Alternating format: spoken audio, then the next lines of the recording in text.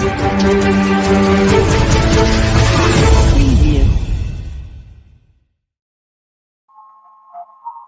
and welcome. My name is Zafar Iqbal, and you are watching the Mojo Story. A major development has taken place in India's neighborhood. Iran has launched an attack on Pakistan in the shape of missiles and drones. Now, with the claimed intention of targeting two bases of Jaish al Adl, which is a terrorist group based in Balochistan area of Pakistan. Now, this has happened a day after Iran's Revolutionary Guards struck in Iraq and Syria. Now, that evoked condemnation. About this attack, also, Pakistan has swiftly condemned Iran's action and has characterized them as unprovoked violation of Pakistan's airspace by Iran. Now, Pakistan has also issued stern warning to Iran uh, and has mentioned about potential consequences. There you can see on your screen the press release of Pakistani Foreign Office, which mentions about strong condemnation of what Pakistan calls unprovoked violation of its airspace. Now, according to Pakistan, uh, the attack has resulted in the loss of two children and three other girls are injured. That's what Pakistan is saying. Now, these reports indicate that the Iran's attack specifically targeted Jaish al Adl headquarters. Now, what is Jaish al Adl? It's a terrorist outfit based in Balochistan, Pakistan. It's said to be a Sunni outfit and it's carried out attacks on the Irani soil in the past. And Iran has been warning about retaliation to terrorist organization in its neighborhood. And we're seeing a series of such retaliatory measures being taken by Iran on Syria, on Iraq, and now Pakistan. Now, Pakistan has summoned Iranian diplomats and has strongly condemned this incident. Pakistan says it's a breach of sovereignty and strongly protested against the violation and said that's completely unacceptable. Now, this attack comes just 48. Here, there you can see on your screen. First, let's discuss this. This is Pakistan's caretaker Prime Minister Anwarul Haq Kakar meeting with Iran's foreign minister at Davos World Economic Forum. Now, it's not clear when the meeting took place. Did it take place exactly at the time Iran launched the attack, or it happened hours before that or hours after that? But this seems to be happening in a cordial atmosphere. Perhaps Pakistani caretaker Prime Minister was unaware what was happening in its country. That seems to be the case, or he has not lodged a protest. This seems to be happening in Davos just at the time when Iran carried out those attacks inside Pakistan, launched those missiles and drones on two specific locations of Jaish al Adl, the terrorist outfit based in Balochistan that's been carrying out attacks in Pakistan. Now, Pakistan has emphasized its long standing position on terrorism, which it says that it's a regional threat and it necessitates coordinated efforts.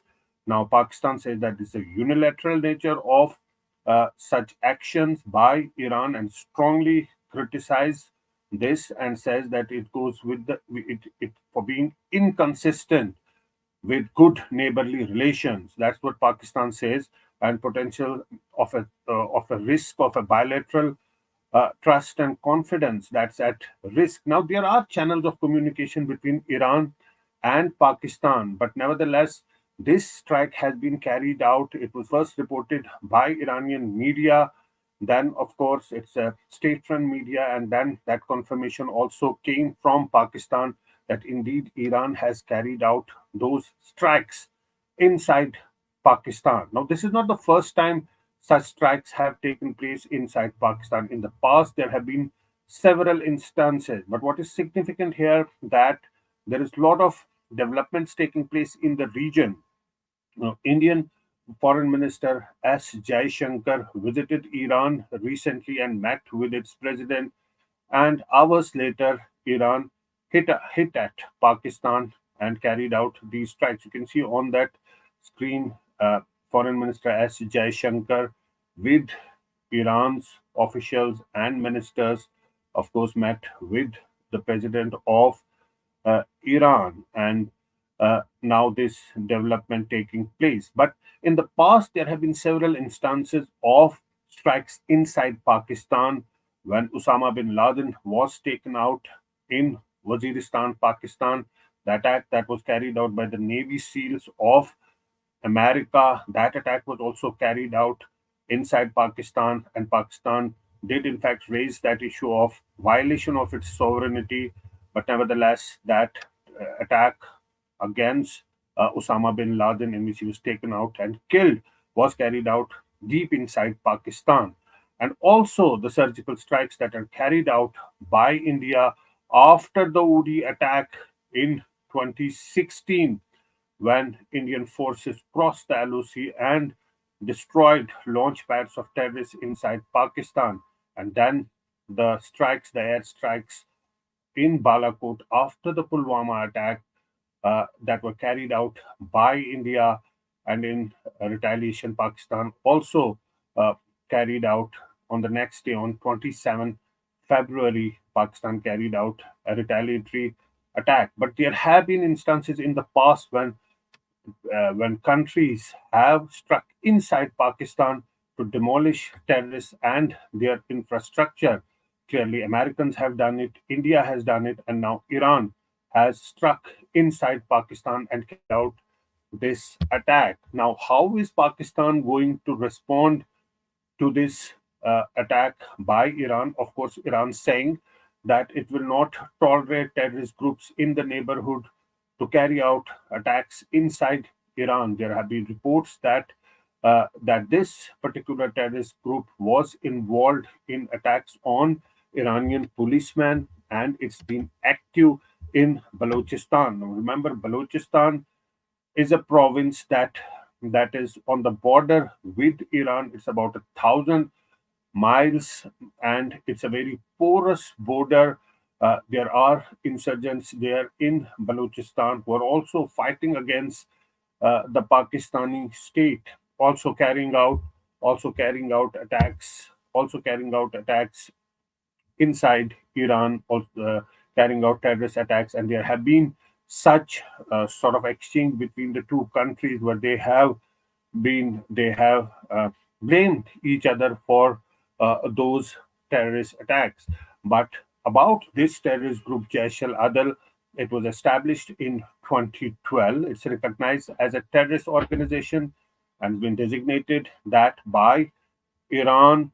It's operating as a Sunni extremist group, primarily conducts its activities in Iran's southeastern province of Sistan, Balochistan, and the region shares its borders both with Afghanistan and Pakistan. Now, this terrorist outfit um, has been involved in many attacks inside Iran, and in a significant incident in December, the group claimed responsibility for an assault on a police station in Sistan, Balochistan, in which 11 police personnel were killed. But clearly, this attack marks a significant change in the sense that it has been Iran has publicly taken responsibility of this attack, and Pakistan has also accepted the fact that there has been an attack, a violation of its sovereignty in that press release. Unlike the surgical strikes of India after the Uri attack, when Pakistan did not acknowledge that there were any surgical strikes, at that point in time, Pakistan said this was just ceasefire violation. So the messaging is very important here. Why has Iran taken used this moment to carry out the strikes inside Pakistan at a time when the region is uh, facing lots of churn, and there are uh, there are situations developing in Middle East, the war in Gaza,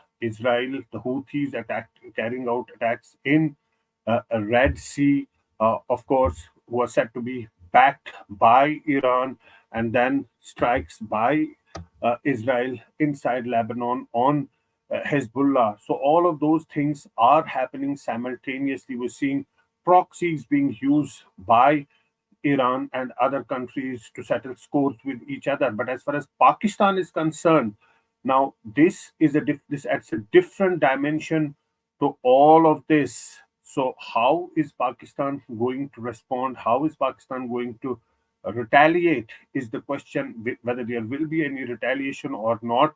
For the moment, Pakistan has responded with a statement by its foreign office saying, strongly condemning this attack. But nevertheless, it's always been a relationship which has been which is seen as highs and lows with Iran. It's been a tense relationship between the two countries, given Pakistan's proximity with Saudi Arabia, and that's a cause of concern for Iran. And also, it's very important to mention here that Indian naval officer, uh, uh, uh, Indian naval officer who was taken by Pakistan, Kulbhushan Jadhav.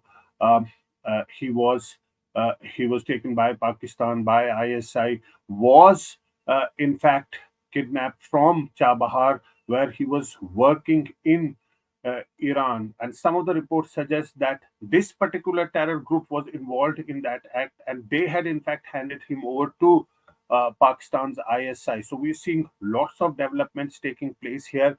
But for the moment, the important news is that Iran has struck inside Pakistan, some say 50 kilometers inside Pakistan. They have carried out this attack with missiles, with drones, and they say that they have targeted a terrorist group which has its headquarters in Balochistan, Pakistan. But Pakistan saying that it is not the case, and in fact, it says that it has violated its sovereignty, and two children have lost their lives and three other girls are injured in that attack. A strongly worded statement from Pakistan's foreign office has come out, but we still have to wait for a response by ISPR, which is the information wing of its military, whether they are going to put out any statements or press conferences about the attack, and how is military seeing all those. Remember, there is a situation also inside Pakistan, a political turmoil there. Former Prime Minister Imran Khan, who's also the most popular leader in Pakistan, has been jailed. His party has been banned from contesting elections. His election symbol of bat has been taken away. There is an internal chaos inside Pakistan, political chaos, and the caretaker government, which is of course backed by the military, is heading that country. So we'll have to wait and watch how Pakistani military will respond to this aggression by Iran. But for now, Pakistan has in fact protested and it has summoned Iran's diplomat, and it said that it's a violation of its sovereignty. So an important development happening in India's neighborhood. We'll keep a watch on this story and bring you more details about it through the day. But for now, thanks so much for joining in and for watching the Mojo Story. Mojo Story has always made a commitment to its viewers to go to where the story is. And as you can see here, we are at the epicenter of the Israel war on Gaza. We are right at the front line, about 1 mile from the Gaza Strip, as the Israeli military gets ready with its tanks and its gunners to begin its final frontal assault that will take troops into Gaza. As we said, we are not like other organizations. We believe in giving you all sides of the story objectively and as much as possible from the ground. And that's exactly what we're doing here, covering the biggest global story today from the epicenter of the war zone. So please, we need your support. Support us, become a Mojo member, subscribe to us, spread the word, and thank you for your support.